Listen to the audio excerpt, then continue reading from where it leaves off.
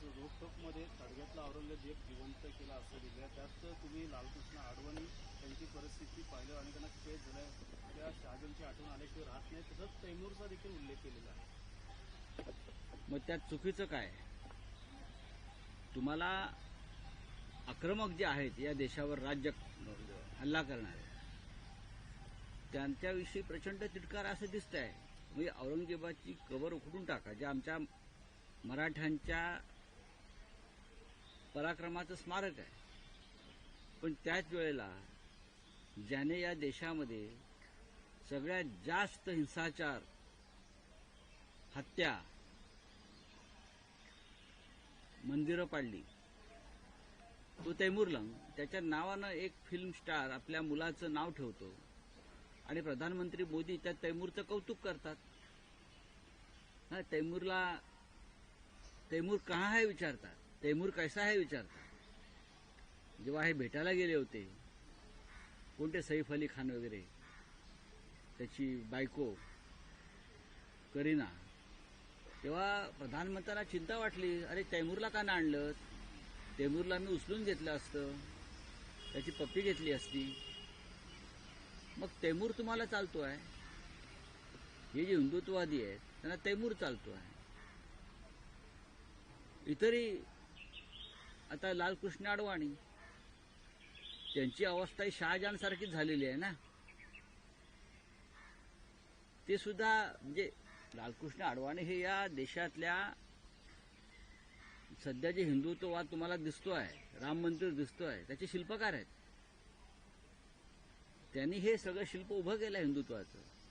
पण त्यांना शहाजहानप्रमाणे एकांतवासात ठेवलेलं आहे. हे सुद्धा या हिंदुत्ववाद्यांना चालतंय. कुणी असं उठून सांगतोय का की कुठे आहेत आमचे शहाजहान, म्हणजे कुठे आहेत आमचे लालकृष्ण अडवाणी, काय झालं त्यांचं, त्यांना असं बंदिस्त का ठेवलेलं आहे, कोंडून का ठेवलेलं आहे? हा कुणी एखाद्या या कबर खोदणाऱ्यांनी प्रश्न विचारलाय का? हे असे हे ढोंगी दांभिक लोक आहेत. मात्र कबर न खोदता संभाजीनगर हे नाव बदललेलं ते बाळासाहेब ठाकरेंनी, माननीय हिंदुहृदय सम्राटांनी काय केलं की त्यांनी कबर खोदा सांगितलं नाही औरंगजेबाची. त्यांनी एका झटक्यात औरंगजेबाच्या नावानं असलेलं जे शहर होतं, गाव होतं, त्याचं नावच बदलून टाकलं. औरंगजेबाचं नामोनिशाण खतम करून टाकलं. हे संभाजीनगर आहे म्हटलं आजपासून. त्यासाठी एखादा अध्यादेश काढा वगैरे काही नाही. शिवसेना प्रमुखांनी 90 सालात जाहीर करून टाकलं. हे औरंगाबाद नसून हे संभाजीनगर आहे. याला म्हणतात हिंदुहृदय सम्राट, याला म्हणतात हिंदुत्व. याबरोबर त्यादिवशी आदित्य ठाकरे यांनी आमच्या कार्यक्रमामध्ये सांगितलं की नागपूरच्या दंगलीच्या मागचा जो काही हिंसाचार झाला त्याच्यामध्ये कुठेही देवेंद्र फडणवीस यांचा हात नाही असं आम्हाला वाटतं. आज तुम्ही देखील तेच केलेलं आहे रोकठोकमध्ये की नागपूरच्या दंगलीमध्ये देवेंद्र फडणवीस यांचा थेट संबंध असेल किंवा संबंध असं वाटत नाही. तर एक प्रकारे पुन्हा एकदा देवेंद्र फडणवीस यांचं कौतुक आपल्याकडून. कौतुक कसं काय म्हणता? आम्ही जेव्हा असं म्हणालो त्या दिवशी, तेव्हा देवेंद्र फडणवीस असं म्हणाले की संजय राऊत यांच्यावरती उपचार केले पाहिजे. तुमच्याच कार्यक्रमात बोललं ना. त्यांना स्वतःविषयीचं चांगलं सत्यही पचवायची ताकद राहिलेलं नाही. आदित्य ठाकरे म्हणतात की हे देवेंद्र फडणवीस यांना अडकवण्याचं षडयंत्र आहे. इम्तियाज जलील म्हणतात ही दंगल जी आहे ही देवेंद्र फडणवीस यांना कोंडीत पकडण्यासाठी झाली. आणि मीही तेच म्हणालो. पण देवेंद्र फडणवीस यांना संताजी धनाजीप्रमाणे स्वप्नात सुद्धा संजय राऊत दिसतात. आणि ते असं म्हणाले की ह्यांच्यावरती उपचार केले पाहिजेत. का उपचार केले पाहिजेत? तुमचं संपूर्ण सरकार मनोरुग्ण आहे असं मी म्हणतोय. त्यांच्यामुळे सरकारनं विशेष तरतूद करून तुमच्या संपूर्ण मंत्रिमंडळाची मनोरुग्ण चाचणी केली पाहिजे. ज्या पद्धतीनं तुमचे मंत्री बोलतायत, धांगडधिंगा घालतायत, भ्रष्टाचार करतायत, स्वतःला जे कोणी जे आहेत ना बाल हिंदुत्ववादी, त्यांची भाषा बघा काय चाललं आहे विधानसभेत, विधान परिषदेमध्ये. त्याच्यामुळे संपूर्ण भारतीय जनता पक्षाचं जे मंत्रिमंडळ आहे त्यांच्यावरती सरकारी खर्चाने करा, काय हरकत नाही, उपचार करून घ्या. त्यातच गडकरी म्हणतात की जनता जातीवादी नाही, नक्कीच जातीवादी आणि नक्कीच लिस्ट काढावी, लिस्ट द्यावी त्यांनी आम्हाला.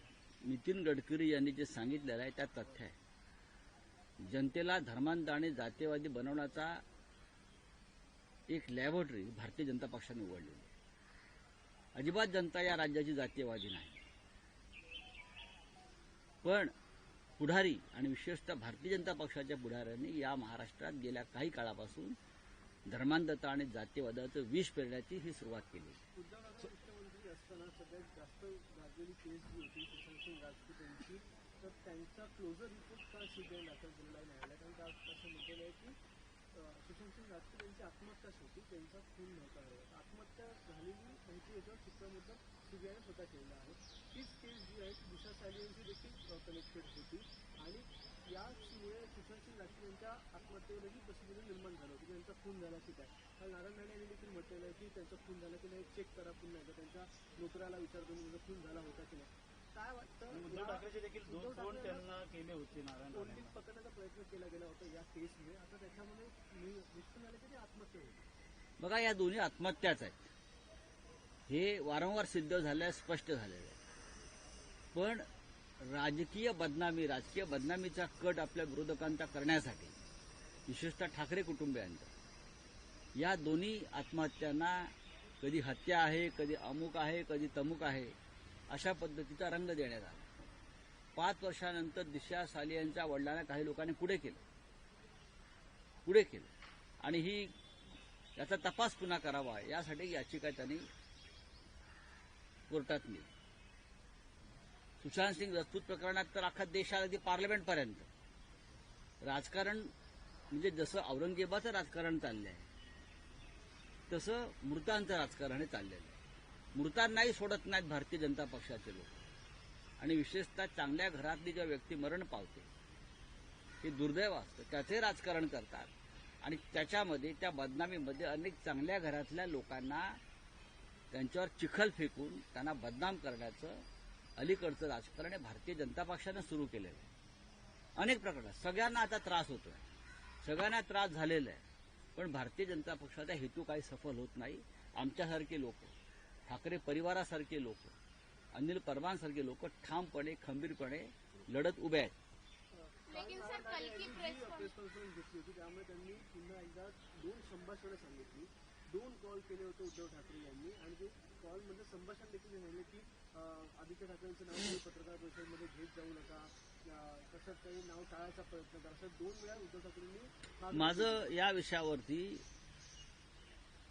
माननीय उद्धव ठाकरे यांच्याशी चर्चा झाली. असं काही घडल्याचं किंवा काय, उद्धव ठाकरे साहेबांनी आता पूर्णपणे इन्कार केलेला आहे.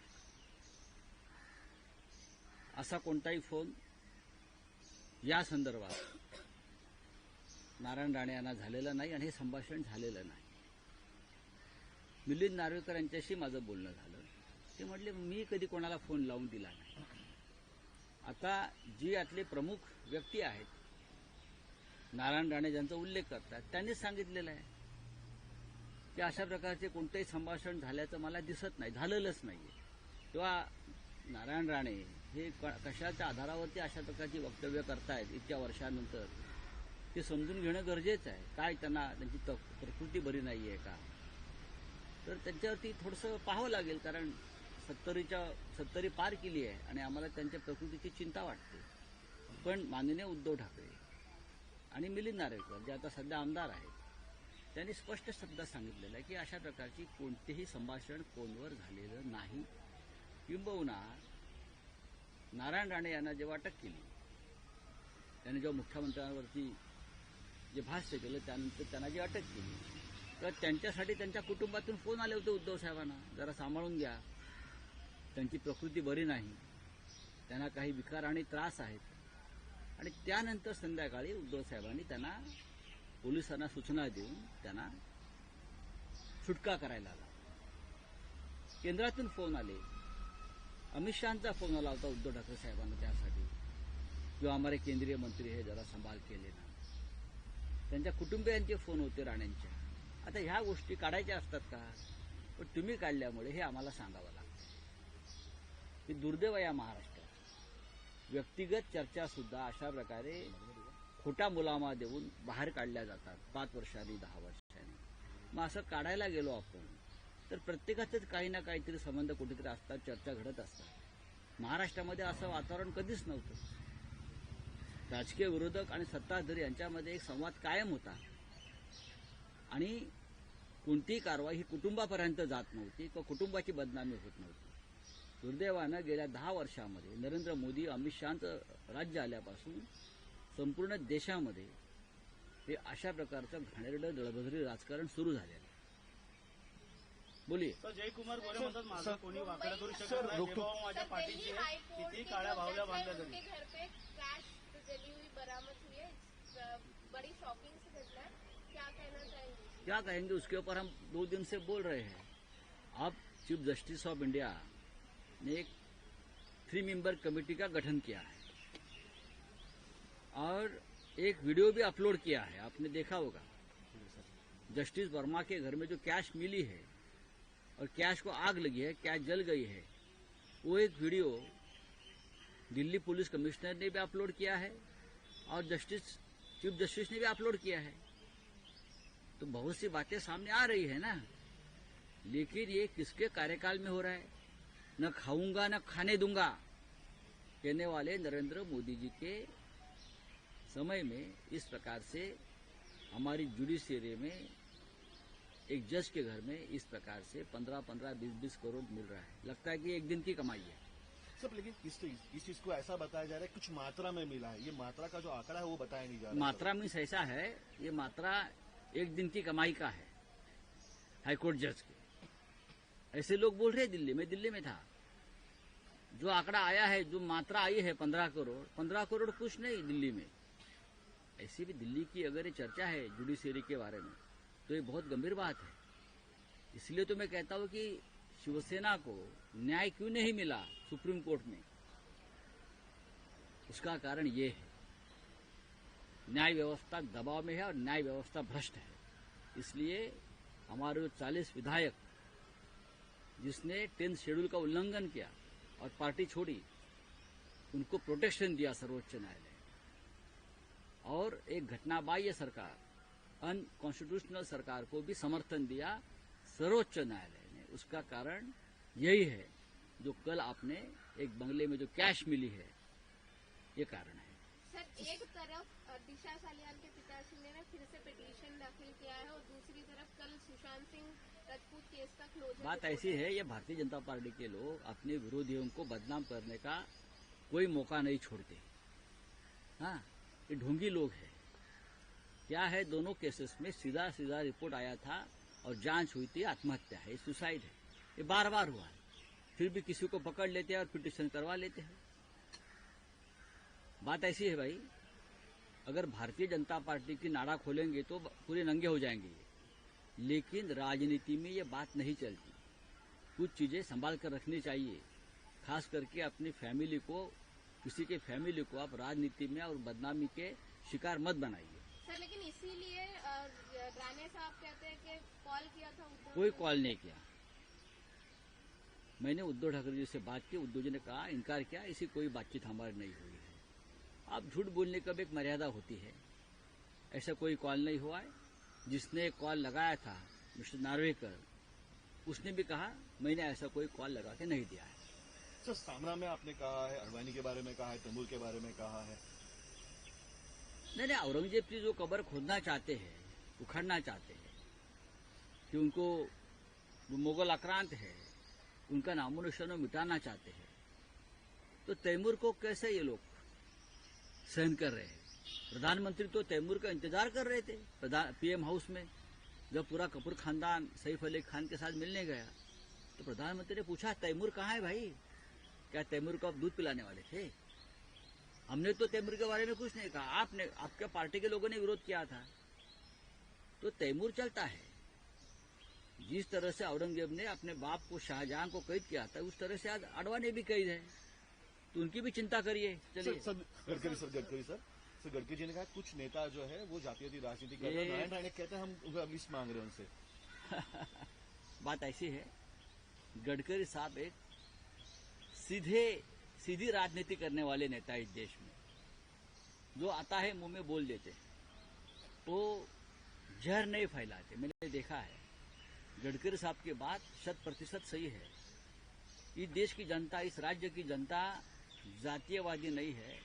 नेताओं को जातीयवाद चाहिए. नेतागण जहर फैला